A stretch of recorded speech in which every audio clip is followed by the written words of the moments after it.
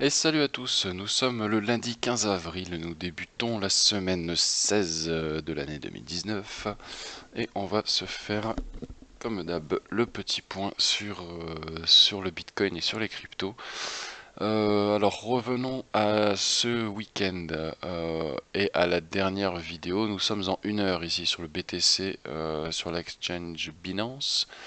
On a fait la vidéo 15, 14, 13, le 12 à 9 heures du matin. Donc on était là, ici à peu près, au moment où j'ai fait le truc marron tout simplement, hein. J'avais supposé une légère correction, une remontée vers les 5150 à peu près, qui ensuite devrait a priori plonger.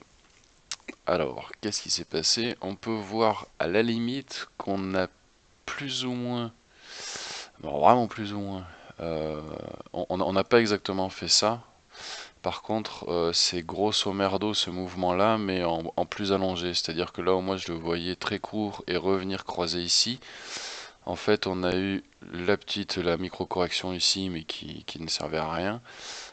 Et on a rangé ici pendant plus ou moins tout le week-end. Et hier soir, à minuit, pouf, on a eu cette petite mèche ici qui vient se caler sur les 0,5 de retracement, qui vient se caler également sur cette zone ici, cette zone-là qui a été testée plusieurs fois, qui a rarement été franchie en tant que résistance. Et les rares fois où ça a été franchi, on a eu un retour direct, au niveau d'origine. Du coup, ici, on pourrait se dire qu'on va bien finir ce mouvement ici, on va ranger un petit peu également. Et on risque toujours de rebaisser. Moi, je reste toujours non pas baissier, on va dire, parce que là, on a eu une petite tendance haussière, mais je suis plutôt en train de prôner pour la réintégration du cours dans son canal baissier. Bon, là, on en est bas, hein. On est vraiment très bas, à 3006. Là, pour l'instant, on n'y est pas encore. Mais au moins retourner vers cette zone verte, ça serait pas mal. Ça voudrait dire de retourner à peu près ici aux alentours dans une bonne semaine. Donc on pourrait penser à une semaine de baisse. Maintenant, qu'est-ce qui se passe si ça monte tout le temps? Eh ben, je sais pas trop. Quand est-ce qu'il faudrait rentrer? Il faudrait attendre la correction de ce truc-là. Est-ce que la correction de ce truc-là va se faire ici sur ce support? Je vous rappelle que ce support-là avait été placé uniquement en prenant une parallèle de celui-ci et en le glissant à la base du mouvement. Et on voit, contre toute attente, que ce support qui ne servait à rien jusqu'ici joue parfaitement son rôle, en tout cas pour l'instant. À savoir qu'on est venu le taper ici pendant les 4 phases de baisse ici. Vous voyez 1, 2, merde, 3 et 4 ici. À la fin de la quatrième, on vient de toucher ce support ici. Réaction directe, on range un petit peu. On se retrouve encore une fois sur ce support. On a longé pendant ce week-end, hier, tout le long de ce support, toute la journée, on est resté ici à essayer de ne surtout pas aller en dessous. Et enfin, en fin de soirée, début de nuit, pouf, une petite mèche haute ici qui nous fait atteindre les 0,5 de Fibo et on range. Donc pour moi, je reste dans le scénario que j'avais évoqué vendredi, à la seule différence près, et c'est très souvent on va pas dire ce qui me met dedans, mais ce qui parfois m'induit en erreur, c'est que je vois des mouvements beaucoup plus rapides que ce qu'ils ne se produisent en réalité. À savoir que là, j'avais prévu un truc plutôt comme ça, si je me souviens bien. On a bien eu cette petite correction, et moi je m'attendais à que la correction aille vraiment jusqu'ici en fait, pour ensuite remonter, se faire un petit truc et redescendre. Ça a été moins brutal que ça, on a rangé tout le long, on a un peu monté là, mais dans l'idée, en gros, on garde ici un mouvement plutôt faible, une montée vers les 5150, donc ici vers les 0,5 de Fibo. A priori, ça devrait être rejeté, on devrait péter le support et aller plus bas. Qu'est-ce qu'on a au niveau des indicateurs? Est-ce qu'on a des indicateurs qui nous confirment cela ou est-ce que nous avons des indicateurs qui plutôt nous indiquent le contraire? On va regarder d'abord ce que l'on a ici en dessous. Alors on va virer ça, on va se mettre le RSI pour commencer simplement. Tac, tac, voilà.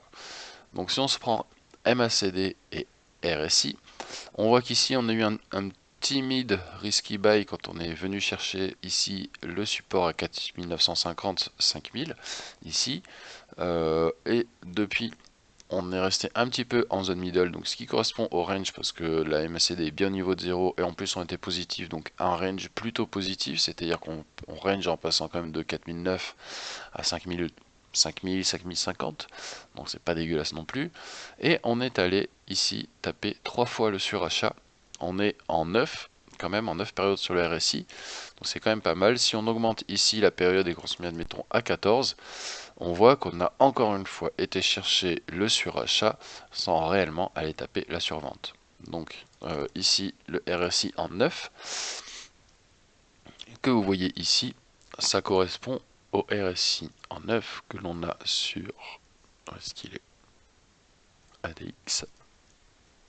Et donc c'est le même trait blanc que vous retrouvez ici, hein, où il va toucher ici juste la survente et range, et on va ici, pouf, pouf, pouf, chercher 3 fois le surachat, et là on en est ici. On en a ici, on a eu ici un signal d'achat pour la mèche verte et on a un signal de sortie juste pour la mèche rouge. Il n'arrête pas de faire ça ici, dans cette zone là, vous voyez, il fait acheter, vendre directement, il n'y a pas trop d'écart. Donc on pourrait considérer que c'est un mouvement qui s'essouffle. Au niveau de l'ADX en lui-même, on voit qu'on a un mouvement fort puisqu'on a dépassé les 30. Les 30 sont ici, on a les 20 en vert clair, les 30 en vert un peu plus foncé ici à ce niveau-là. On voit que l'ADX passe au-dessus des 30, donc c'est un mouvement fort. Mouvement fort positif puisque le DI plus en vert ici est au-dessus du DI minus ici en rouge. Là on le voit pas trop mais il est derrière le nuage ici, derrière le nuage vert, mais on voit le trait ici qui passe en rouge. Et pour que la DX repasse en rouge, il faut qu'on ait un croisement des deux DI, plus et moins, à la baisse. Le plus croise le moins à la baisse. Et à ce moment-là, on aura un signal ADX au rouge. Et s'il reste fort, ce signal rouge, on aura un mouvement de baisse forte, comme on a pu le voir ici, par exemple. C'est-à-dire qu'on passe d'une hausse verte ici, donc avec la mèche ici, on pourrait considérer ça là. La mèche verte, et ici, hop, croisement des DI, on passe en mouvement baissier, et vous voyez tout de suite, au moment du croisement à la baisse, pouf, on a la première mèche, et ensuite toute la phase rouge ici, avec un gros mouvement ici, on passe au-dessus des 30, mais en rouge cette fois-ci, donc avec un DI- au-dessus du DI+, et ben on a cette grosse vague de baisse. Donc ici, on a quand même pas mal repris ici on a quand même pas mal repris à la baisse. Si on se met en 1 heure quand même, on a eu quand même une belle vague rouge. On pourrait imaginer qu'après cette belle vague rouge et cette zone un petit peu late, on va dire, on pourrait imaginer ici que le vert, pouf, il remonte comme ça et après il redescend, ce qui occasionnerait au niveau du cours une montée du cours probablement vers ce croisement ici au 5005 dans un premier temps. La DX en tout cas pour l'instant pourrait nous montrer ça. Maintenant si on regarde ici, par rapport au dernier gros mouvement fort, donc cette grosse mèche là, alors je regarde un truc, ok jusqu'ici tout va bien, si on regarde cette grosse mèche là, à la fin de cette grosse mèche, donc ici, là où on est au plus haut, ça correspond à un ADX, vous voyez, qui est juste au niveau des 35 à peu près, et l'ADX continue à monter en flèche, monter, monter, monter, monter, monter en flèche, alors que le cours lui ne fait plus rien.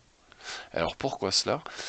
L'ADX lui est très fort, il est bien remonté, mais on a eu un croisement ici à la baisse. On ne le voit pas parce qu'il y a des... Il faudrait que je zoome et que je le décale, il y a quand même pas mal de bordel. Ici, voilà. Donc là, vous voyez, on est là et on a le RSI qui se retourne et qui commence à repartir à la baisse. Ici, donc ce qui se voit ici par la différence. Et la MACD également qui commence à s'affaiblir à ce niveau-là. Et donc, ça se transforme en range. Ce qui me fait dire que pour ce mouvement-là, même si ce dernier continuait, si le RSI là est en train de descendre, eh ben, on aurait tout simplement un petit range, peut-être positif, pour se rapprocher tout doucement ici de cette zone-là, des 5002, et ensuite craquer et repartir à la baisse. Ça pourrait se faire plus vite, il faudra vérifier ça. Maintenant, est-ce que là, on serait reparti pour une baisse? Eh bien, écoutez, pourquoi pas, moi je suis toujours chaud pour la baisse, plus que pour la montée en tout cas. Donc quand on voit également cette zone verte ici, qui m'a déjà joué des surprises, hein, on avait vu une grosse zone verte et au final on a eu ça par la suite, donc bon. Et là on a quand même eu du beau volume, on a la DX qui a déjà fait son retournement et sa percée forte on va dire. Et on, a priori ça pourrait très bien se calmer, repartir vers le bas et ici revenir corriger, on va dire plutôt vers cette zone là dans un premier temps. C'est en tout cas ce que j'espère. J'ai vraiment du mal à le voir remonter là, immédiatement. J'ai plus l'impression qu'on est en fin de mouvement. Il y a peu de chances que la MACD reparte fort comme ça, mais c'est pas impossible non plus. Auquel cas, eh ben, je ne saurais trop vous conseiller que de rester attentif aujourd'hui, puisque c'est entre aujourd'hui et demain qu'il pourrait y avoir un mouvement. Je suis en train de lire ça. La Banque mondiale et le FMI lancent une blockchain privée et une quasi-crypto-monnaie. Bah, écoutez, on ira voir ce que ça donne ça après. Donc voilà pour le Bitcoin. Si maintenant on vire cela, paf, paf, qu'on se met juste deux indicateurs, à savoir l'overlay et le combo. C'est-à-dire que dans l'overlay, alors combo, il faut que je lire. Pourquoi j'ai tout ça moi? Pourquoi j'ai deux fois le combo? Voilà. Alors lui, pour l'instant, j'ai tout enlevé. J'ai mis que les divergences RSI et l'ADX. Donc là, effectivement, c'est très bordélique. Mais quand on se rapproche ici et que l'on regarde cela comme ça, on regarde surtout non pas ceux qui sont en ombré ici, parce que vous voyez tout ça c'est un petit peu du range, mais on regarde plutôt ceux qui sont marqués en must, donc qui sont un peu plus violents. Et là on voit qu'on a eu deux must sell, on a eu un must buy, mais il y a encore un must sell ici.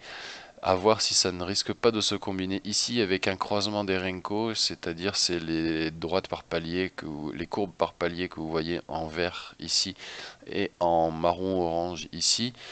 Quand le vert est au-dessus du marron, ça donne un mouvement positif. Quand le marron est en dessous du vert, ça donne au-dessus du vert, ça donne un mouvement négatif. Généralement, c'est par exemple, oh là là là là, c'est par exemple ce que l'on a eu ici. On avait le vert qui était bien au-dessus et on a eu un croisement à ce niveau-là, ici. Et à partir du moment où on a eu le croisement, même si on a eu déjà cette mèche-là, vous voyez la belle dégringolade. Donc là, on a eu une belle période également positive. On peut, moi j'espère effectivement un croisement à ce niveau-là et un cours qui s'orienterait vers le sud. Je m'étais mis une alarme ici qui a été franchie à ce niveau-là, mais je n'étais pas à la maison, je n'ai pas pu placer ici et je n'ai pas voulu mettre d'ordre d'achat ici, de peur que ce support ne joue pas et qu'on aille chercher encore plus au sud. Puisque si on met un ordre d'achat et qu'on n'est pas devant l'ordinateur, l'exchange achète, mais vous ne pouvez pas placer de stop loss. Donc c'était trop risqué, je ne suis pas rentré, donc du coup ben, j'ai pas pu me faire ça comme d'hab. C'est pas grave, j'attends encore de partir plus bas. Voilà pour le Bitcoin. Pour l'Ethereum, lui, eh ben écoutez, à part la mèche qui vient de se faire hier grâce au Bitcoin, lui, on peut considérer qu'il a plus rangé. Il m'a causé quelques déconvenues puisque les mouvements sur l'Ethereum étant beaucoup plus volatiles que sur le Bitcoin, je me suis fait péter 2-3 stops. Alors moi, ma manière de faire, on va dire, parce que je peux pas appeler ça une technique, loin de là, mais ma manière de faire veut que quand je prends des paris risqués, je me mets des stop loss très proches, quitte à me les faire péter. Je préfère me faire péter un stop loss à 0,5, 1%, que de mettre un stop loss à 10, de me retrouver à moins 9 et d'attendre et au final de me faire tège à cet endroit-là. Donc je préfère me faire jarter 3-4 fois mes stops à maximum 1% de perte pour espérer faire un trade gagnant à 5-10 minimum qui couvrirait d'une part mes différentes petites pertes des stop loss qui me sont fait péter et ensuite garder le reste en marge tout simplement en bénéfice suite à la progression. Donc je préfère fonctionner comme ça que de prendre de gros risques sur le stop loss, surtout quand on est dans des mouvements un petit peu indécis. Euh, donc voilà, l'Ethereum m'a fait faire quelques surprises, il m'a un petit peu surpris.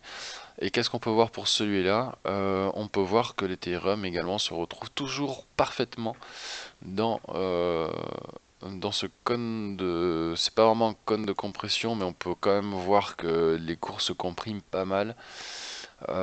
Cône de compression que j'ai tracé il y a un petit moment sur l'Ethereum, il y a un petit peu plus longtemps que le Bitcoin.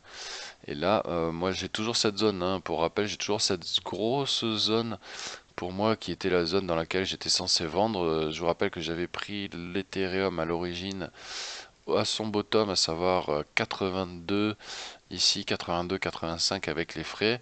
J'avais revendu ici, pensant qu'on allait repartir complètement au sud, donc c'est pas mal, j'avais quand même fait un x2, j'avais fait 100% sur l'Ethereum, 25 sur d'autres cryptos, ça me faisait en moyenne un trade à 50%, et depuis j'ai quasiment plus rien fait. Bon, on va virer ça maintenant qu'on l'a vu. Mais à l'origine, quand j'avais... Merde!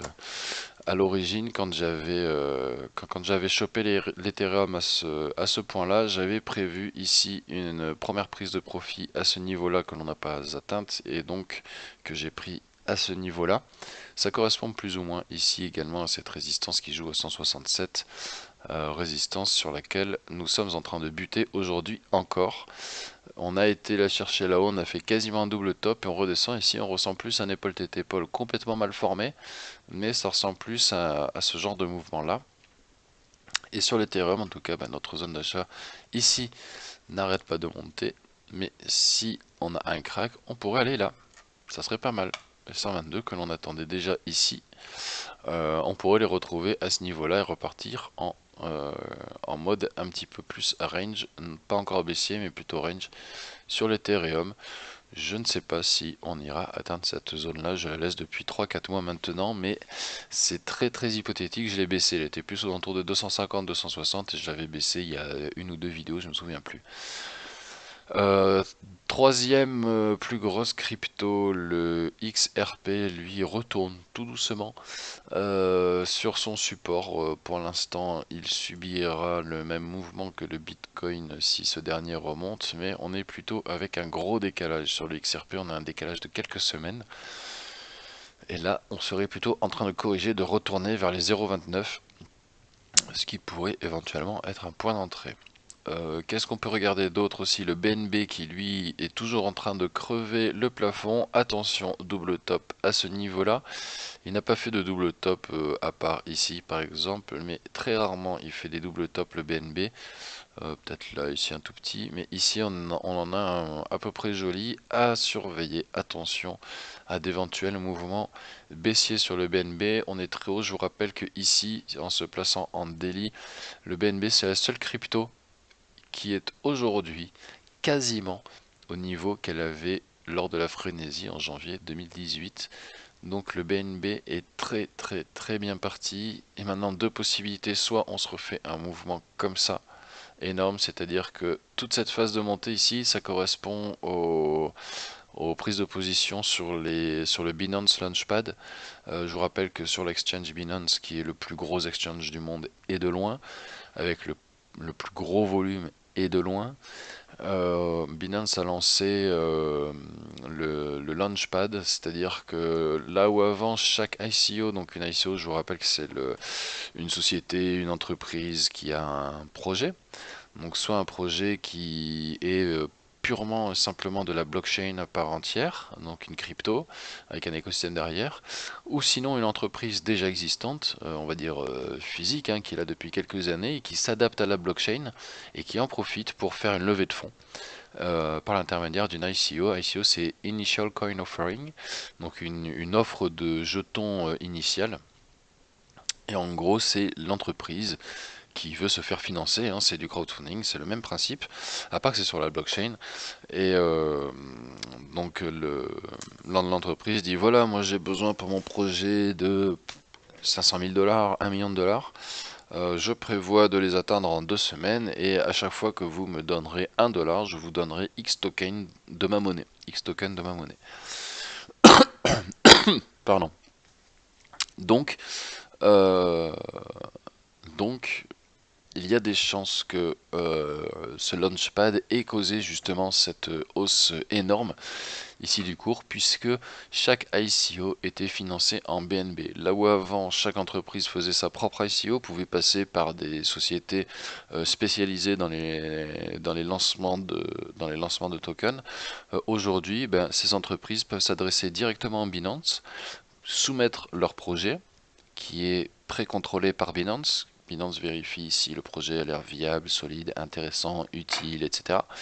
Si c'est le cas, Binance le propose sur son Launchpad, annonce que dans X jours, X semaines, il sera possible d'acheter des tokens pour participer au lancement de la crypto, et ces achats sont faits en BNB. Donc c'est ce qui explique cette énorme montée ici du cours du BNB. Maintenant, encore une fois, attention, on est en quasi parfait double top ici, et si on reprend ce mouvement là et qu'on redescend, on pourrait retrouver très vite ce gros trait jaune ici à 9, et ça serait pas mal peut-être pour y rentrer.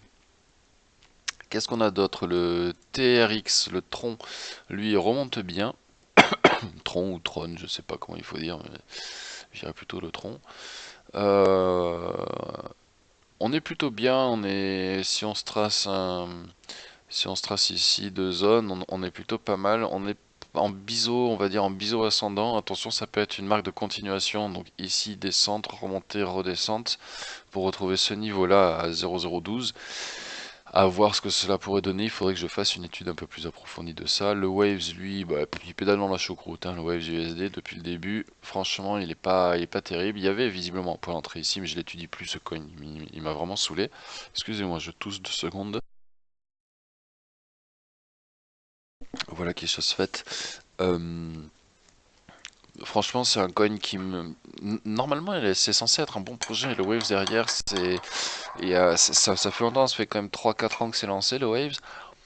Il y a du monde derrière, il y a des projets, il y a tout ce qu'il faut, mais bon, sincèrement, le cours il casse pas trois pattes à un canard, il décolle pas énormément, donc pas top. EOS, lui, se porte bien, il se porte même très très bien, le support ici a bien réagi. Je pensais ici qu'on allait longer ici cette résistance devenue support pour aller trouver ici ce croisement et repartir. Eh bien, il a suffi qu'on ait la toucher pour qu'on reparte. Ici, je me suis dit, ah, on est peut-être en train de se faire là, cette fois, cette correction. Toujours pas le cas, on a 2 fois plus pété le truc, on est à 5,5 sur l'EOS. Donc très très bonne performance de l'EOS, il est très très bien ce petit coin. Qu'est-ce qu'on a d'autre dans les monnaies? Le Power, enfin, retrouve ici, il a retrouvé un support, ça pourrait être un point d'entrée, mais attention, on a le Renko ici qui nous indique que c'est pas bon. Si on se met quelques indicateurs et qu'on se met, admettons, Renko, AMX et RSI, on va se mettre les moyennes mobiles aussi, tant qu'à faire. On voit que le Renko ici, à la prochaine bougie, alors là on est en daily, donc si on se met en 4 heures, normalement ça devrait apparaître. Voilà, si on se met en 4 heures, vous voyez ici, AMX down, Renko down, et les croisements MM, on les a pas mis. Mais pour l'instant, on va s'approcher ici d'un croisement MM. Là, normalement, on aurait dû en avoir un. La 100 qui passe sous la 200, c'est pas cool. Donc on aurait dû avoir, faudrait que je vois si j'ai pas des pastilles à rajouter. Mais là, vous voyez bien qu'on est plutôt en tendance baissière, et on vient de faire là ici avec ce retournement ici en date du 11 avril. Ça veut dire quand même qu'on est dans une configuration pas top, à savoir que tout est retourné, et donc on va dire matelas inversé. Donc on va plutôt buter ici. Le power va probablement essayer d'aller rechercher cette résistance ici à 2005. C'est une valeur qu'il aime beaucoup, les 2005. Vous voyez ici, ça a été discuté. Donc on va peut-être passer ici de 2003 à 2005. Ça fait du 10%, un petit peu moins de 10%. C'est déjà ça, mais bon, c'est pas non plus énorme, énorme. À vous de voir ce que vous comptez faire. Il y a une possibilité ici qu'on aille faire semblant, on va dire, aller tester cette moyenne mobile pour ensuite redescendre allègrement vers les 1700-1800. C'est en tout cas une valeur intéressante pour acheter du power. Le Doge, lui, il a eu un petit mouvement aussi ici, il a été corrigé aussi sec. Mais bon, le Doge, ça reste une blague, Dixit, son créateur. L'ADA, le Cardano ici est très très bien, a eu une très très belle montée, c'est sain. C'est relativement stable, c'est corrigé à chaque montée, c'est recorrigé à la suite. Donc on a quand même une belle montée progressive. Ici en range, on a tout doucement des retournements ici au niveau des moyennes mobiles, mais on a encore bien tourné. On a la 200 ici qui offre un bon support, la 100 ici qui se rapproche, mais on est au niveau des 50 et des 10 entre. On a encore une possibilité ici de juste corriger et remonter. Est-ce que c'est un point d'entrée ici ou pas? Il faudrait vérifier un petit peu plus, mais a priori on est plutôt en train de casser le support.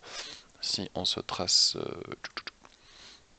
oui bien sûr, Pardon. Alors attendez, est-ce que... Ouais, 2 minutes.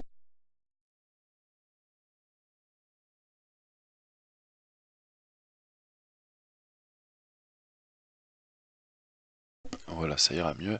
Alors si on se prend ça, oui je t'ai dit étendu, et qu'on se met, mettons, là. Mais tu te fous de ma gueule ou quoi? Que ta mère.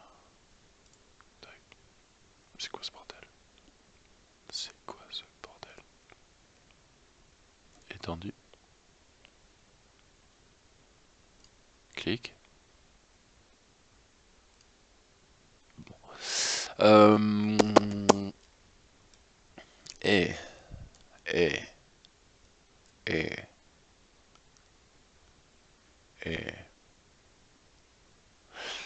et, et.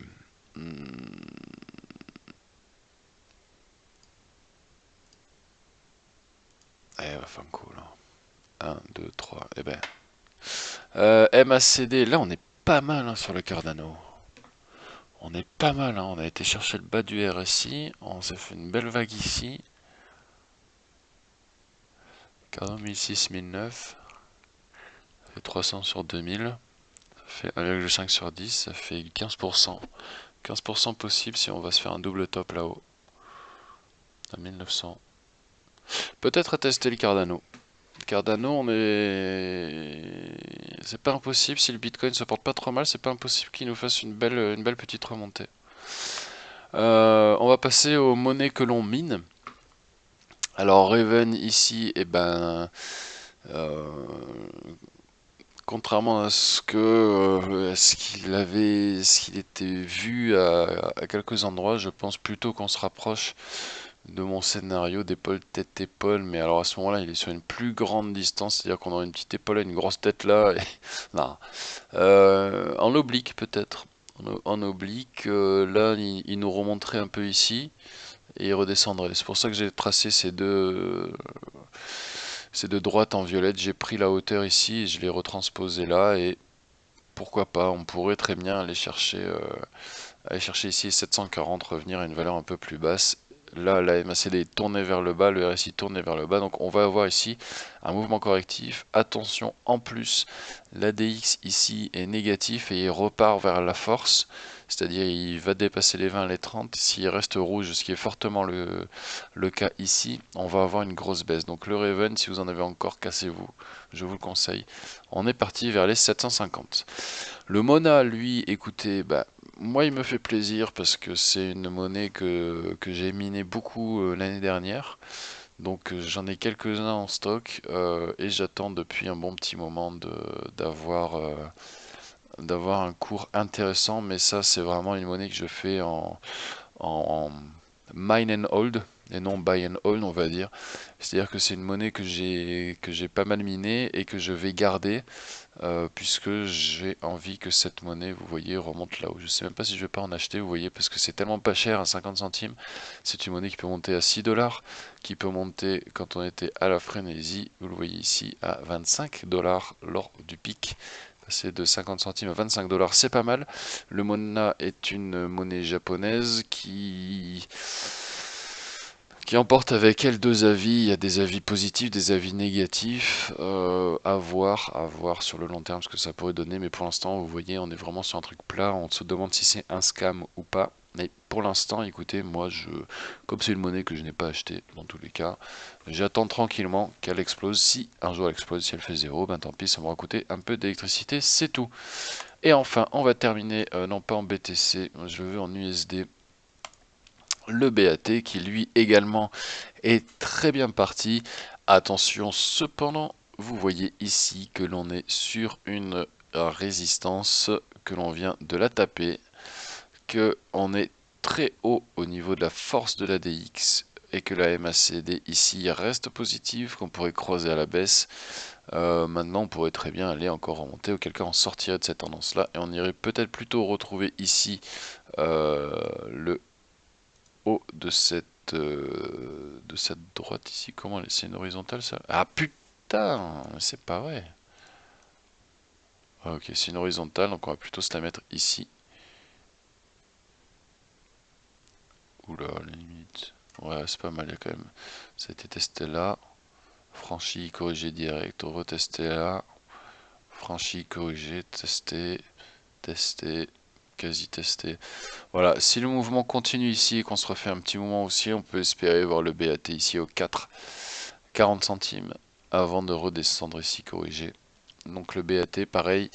Alors d'ailleurs pour le BAT, a priori pour l'instant ils ont suspendu leur programme de rewards, mais ici normalement dans le portefeuille, quand on est dans les reward settings, vous pouvez ici normalement tous les mois ici ils vous proposent d'ajouter des fonds mais gratuitement, c'est-à-dire c'est leur manière de communiquer autour de leur navigateur internet.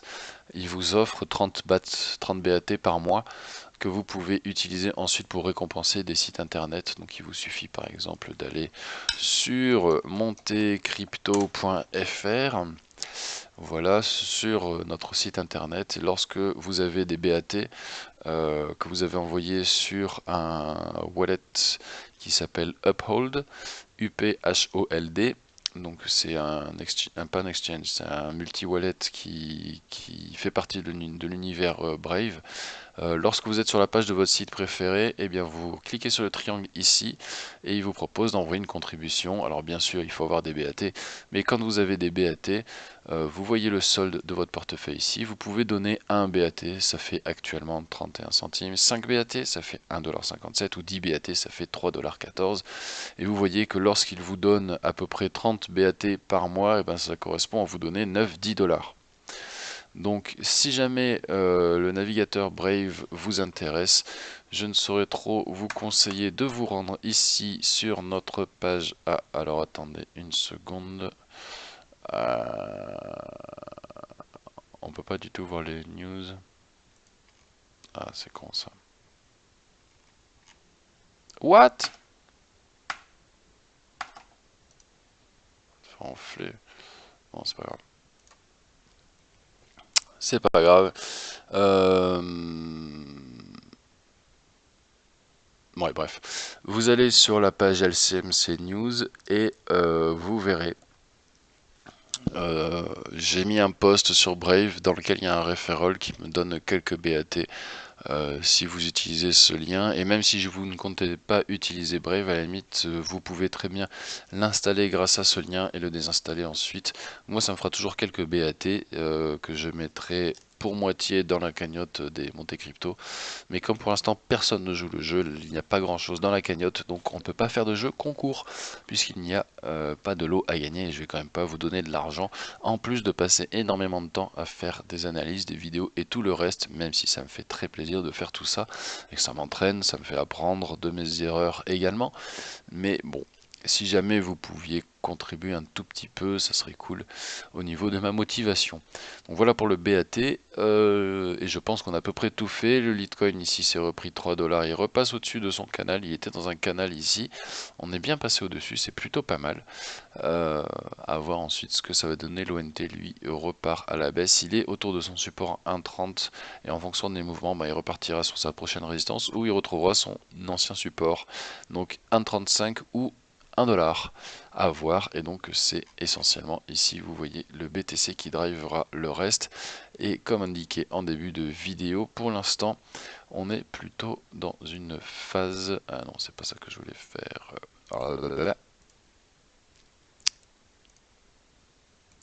ah oui je les ai enlevés là, eh bien voilà, on est plutôt dans une phase où ici on a eu pas mal de vert, la DX est tout en haut et donc on est a priori parti pour retrouver la baisse. On verra dans la semaine ou vendredi, mais pour l'instant écoutez c'est un petit peu compromis. On a buté ici sur les 0,5, on pourrait chercher les 0,6, là on est en délit hein, donc on est ici au niveau du cours, je sais on voit pas beaucoup, on est ici, là voilà, on est sur le trait vert ici en pointillé que vous voyez.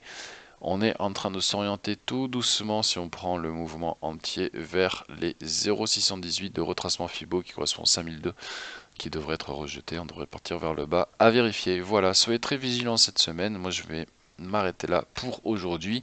On a fait un petit peu le tour de tout ce que l'on avait à voir. Donc attention cette semaine.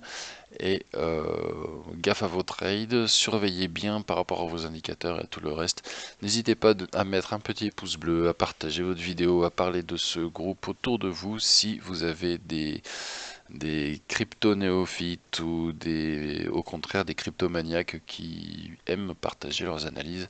N'hésitez pas, le groupe est fait pour ça. Voilà, bonne journée à tous, bonne semaine, faites attention à vos trades, ne vous faites pas avoir par l'euphorie. Il y a beaucoup d'articles qui disent oui, on a touché le bottom, on n'ira pas plus bas. Et alors très souvent quand vous avez des news comme ça, vous pouvez être quasiment sûr qu'on va aller chercher un bottom plus bas. Voilà. Donc c'est le bordel, il y a des traits partout, mais vous voyez que tous ces traits là, de toutes les couleurs, etc., eh ben, ils finissent tous par jouer leur rôle à un moment donné. On est entre des valeurs ici, ici, on est en train d'en sortir, on va buter là, et il y a des chances qu'on retrouve ça, qu'on aille là, ou au contraire qu'on reste dans ce canal ici. Donc tous ces traits là qui font mon petit bordel, eh ben écoutez, je les laisse et je les virerai quand on sera définitivement sorti d'une tendance.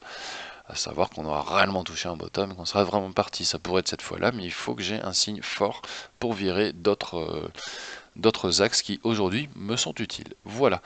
Rebonne journée à tous, bonne semaine, à très bientôt. N'hésitez pas à partager vos questionnements ou au contraire vos analyses sur le groupe, la page des analyses techniques des Monte Crypto. Ciao ciao!